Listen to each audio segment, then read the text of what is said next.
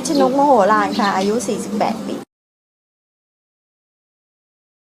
เป็นโรคเบาหวานอย่างเดียวค่ะก็คือเวียนหัวไม่อยากทำอะไรไม่มีแรง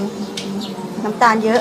400ค่ะก็ดูแลตัวเองค่ะก็กินยานู้นยานี้ทุกอย่างแต่ไม่ดีขึ้นเวียนหัวไม่อยากทำงานบ้านก็ไม่ทำอะไรก็ไม่เอาผ้าก็ไม่ซักปล่อยเลยคือลุกไม่ไหวอ่ะลุกมาแล้วเวียนหัวต้องนั่งแบบต้องนั่งก่อนเป็นชั่วโมงอ่ะกว่าจะลุกได้อ่ะ10 กว่าปีแล้วเกือบ20 ปีอ่ะตั้งแต่พศ49กินไปแล้วเหรอรู้สึกมันซ่านไปหมดทั้งตัวเลยพอเช้ามาเนี่ยรู้สึกว่ามีแรงทีแรกมันจะแบบปวดอ่ะปวดตามตัวนิดนึงแต่เหงื่อจะออกมากตามเนี้ยออกแบบออกมากอ่ะมากกว่าปกติอ่ะปกติเป็นคนที่ไม่มีเหงื่อเนี่ยตอนเนี้ยเดี๋ยวดิชีก็วันนึง10 เที่ยวกลางคืนก็ไม่ต้องนอนอ่ะพอปวดเยี่ยวปวดเยี่ยวแล้วก็กินข้าวได้แล้วก็เวลาลุกไม่เวียนหัวแต่ก่อนไม่ใช่ลุกมาต้องนั่งก่อนเป็นชั่วโมงถึงจะลงไปข้างล่างได้ผิวหน้าก็คือดีขึ้นจากที่แบบหน้าดำก็มีฝ้าบ้างมันก็หายไปเลยบอกว่า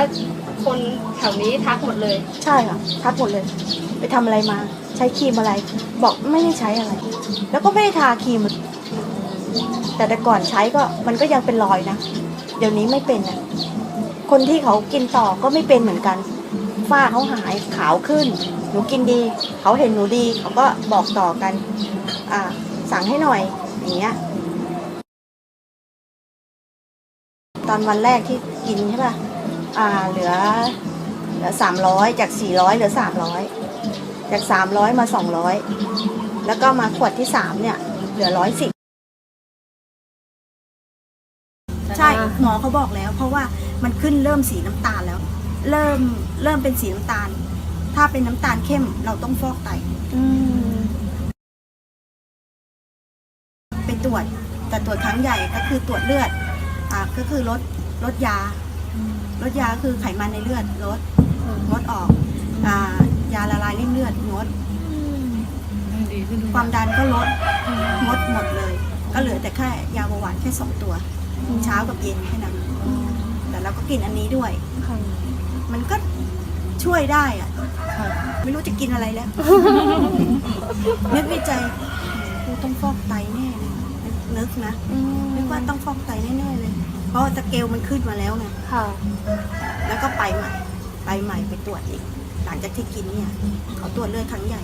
ก็คือทุกอย่างก็คือไม่มีแต่ว่าก็ต้องกินยารัดคุมต่อ